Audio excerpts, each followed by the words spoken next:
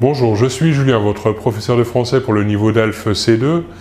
Je vais vous parler ici, dans cette vidéo, de l'Europe et du multilinguisme et d'un article du journal Libération sur le site plus précisément libération.fr, un article publié le 4 juin 2009 par l'auteur Robert Maggiori.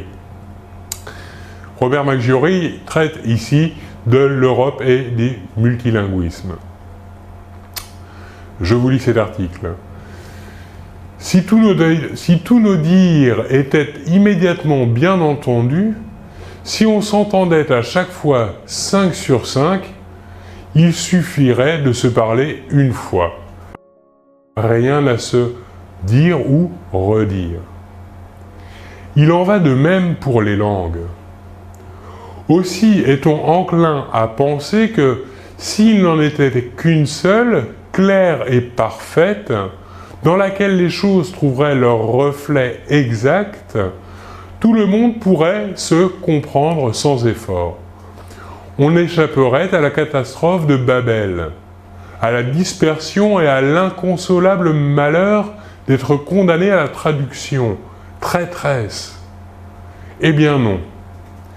Cette langue unique, lambeau d'un rêve de la langue originelle, au Ursprach, celle-là même dans laquelle Dieu et Adam conversaient au paradis, serait d'un ennui mortel, tuerait dans l'œuf tout échange et réduirait considérablement les potentialités de signifiance.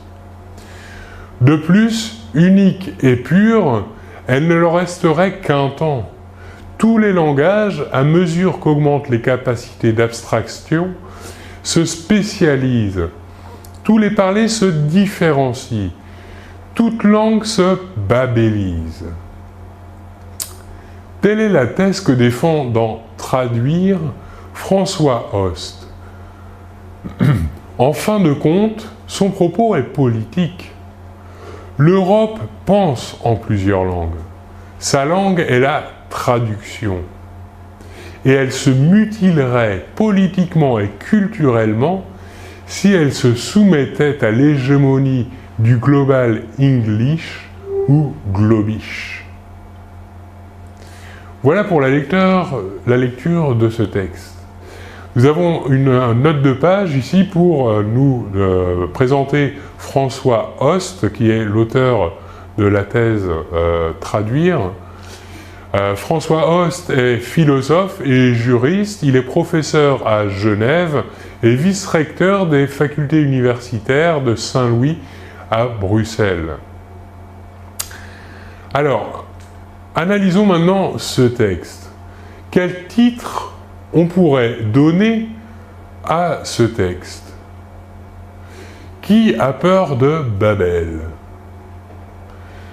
C'est la défense et l'illustration du multilinguisme par référence au célèbre plaidoyer « Défense et illustration de la langue française » de 1549, écrit par le poète français Joachim du Bellay en faveur d'une rénovation de la langue libérée de l'imitation des anciens. Le titre d'origine du texte est François Host in Translation. Jeu de mots sur le titre du film Lost in Translation de Sofia Coppola, sorti en 2004. Cette langue réduirait considérablement les potentialités de signifiance. Essayons d'interpréter cette phrase et de donner des exemples pour l'illustrer. Une langue unique réduirait considérablement les potentialités de signifiance. Chaque langue est un système qui investit dans ses structures et ses mots des significations collectives spécifiques de sa culture. L'origine de cette langue, les modes de pensée, la religion, l'histoire, le climat, la géographie, l'influence et les métissages. On peut rappeler la très grande richesse de la langue inuite pour exprimer le concept de neige. En effet, les mots empruntés à une langue par une autre langue qui n'en avait pas encore le concept, la langue arabe est-elle extrêmement métaphorique comparée par exemple à la rationalité de la langue française. Les langues qui n'exigent pas l'expression du verbe d'attribution, ou encore une langue qui exprime en quelques mots ce qu'une autre va devoir dire en quelques lignes, une langue qui ne dit pas « j'ai cassé la tasse, mais la tasse a cassé », la langue porte ainsi la multitude des significations individuelles ajoutées au collectif. C'est la recréation du sens par la poésie notamment. Expliquons maintenant, selon le contexte, ce qu'elle est la babélisation des langues. La babélisation des langues, c'est le fait que les langues se diversifient et empruntent aux autres langues pour trouver des moyens d'expression plus affinés. Cette babélisation des langues est inévitable, les langues évoluant au contact les unes des autres. Enfin, dernière question, pour analyser ce texte, quel sens pourrait-on donner à la formule à la fin de ce texte ? Sa langue est la traduction.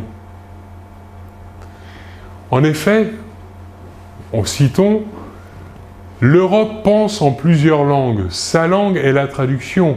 Signifie que le multilinguisme européen, en imposant la traduction, permet aussi le passage d'un système de pensée à un autre, d'une culture à une autre, ou d'une identité à une autre. Voilà donc comment la possibilité de parler de multilinguisme et d'interpréter un texte traitant de l'Europe et du multilinguisme. Je vous remercie beaucoup de votre attention et l'on se retrouve très bientôt. Au revoir.